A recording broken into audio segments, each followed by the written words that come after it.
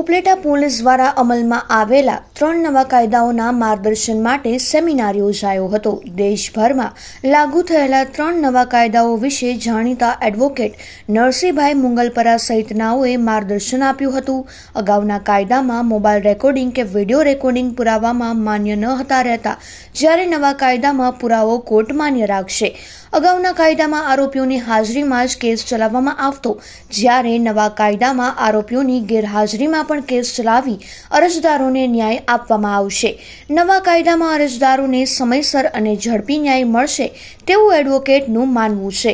નવા કાયદા police, advocate અને આમ જનતા માટે ન્યાયરૂપ બની રહેશે તેવો ઉપલેટાના પીઆઈ ગોહિલે પણ મંતવ્ય વ્યક્ત કર્યું હતું। આજના આ સેમિનારમાં ચેમ્બર ઓફ કોમર્સના હોદ્દેદારો, પત્રકાર સંઘના હોદ્દેદારો, વિવિધ સમાજના પ્રમુખો, સામાજિક આગેવાનો અને નગરજનો બહોળી સંખ્યામાં હાજર રહ્યા હતા।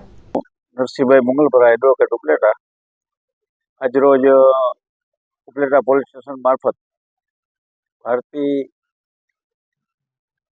દંડ સંહિતા, ભારતીય નાગરિક સંરક્ષણ અધિનિયમ અને ભારતીય સાક્ષ્ય અધિનિયમ, આ 3 નવા કાયદા ભારત સરકારે બનાવ્યા અને એનો આજ તારીખથી 1 તારીખ 1/7 અમલમાં આવ્યા।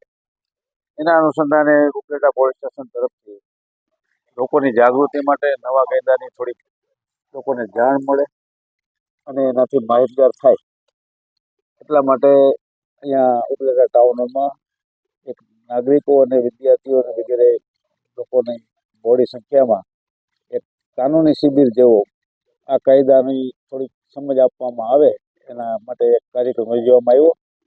એમાં વકીલ તરીકે મેં પણ કાયદાની વિશે થોડીક માહિતી આપી અને સાથે સાથે અમારા સિનિયર એડવોકેટ બાબુલભાઈ જુણેજાએ પણ કાયદા વિશે માહિતી આપી, પીઆઈએ પણ કાયદા વિશે માહિતી આપી અને એ રીતે લોકોને ત્રણેય કાયદાથી માહિતગાર કર્યા ને લોકોના લાભમાં કાયદા બન્યા છે।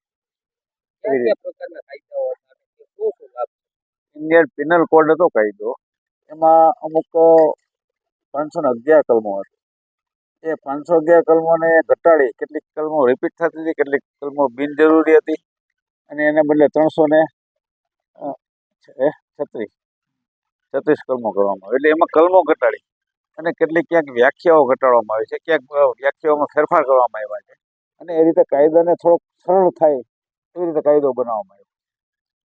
એ જ રીતે ભારતીય પુરાવા અધિનિયમના બદલે ભારતીય સાક્ષ્ય અધિનિયમ, સાક્ષી એટલે તમે આજે કોઈ આમાં કેસ થાય અને કોઈ વ્યક્તિ સાક્ષી આપવા જાય તો એ સાક્ષીની જે સાક્ષી આપી હોય, સાક્ષી રૂપે એને પુરાવો આપ્યો હોય, એ પુરાવાની કાયદાની દ્રષ્ટિએ કેટલી ગ્રાહ્યતા છે, એને કેટલો માનવામાં આવે, એના માટે પણ એમાં ઘણી જોગવાઈઓ કરવામાં આવી। એ સિવાય ભારતીય જે નાગરિક સંરક્ષણ કાયદો છે એ ક્રિમિનલ પ્રોસિજર કોડને બદલે આપવામાં આવ્યો છે, પણ એમાંય પણ કેટલીક સરળતાથી કાયદો ચાલે, ઝડપથી કેસ ચાલે, લોકોને ઝડપથી ન્યાય મળે એવી બધી જોગવાઈ કરવામાં આવી છે ને એના વિશે બધા છણાવટ કરવામાં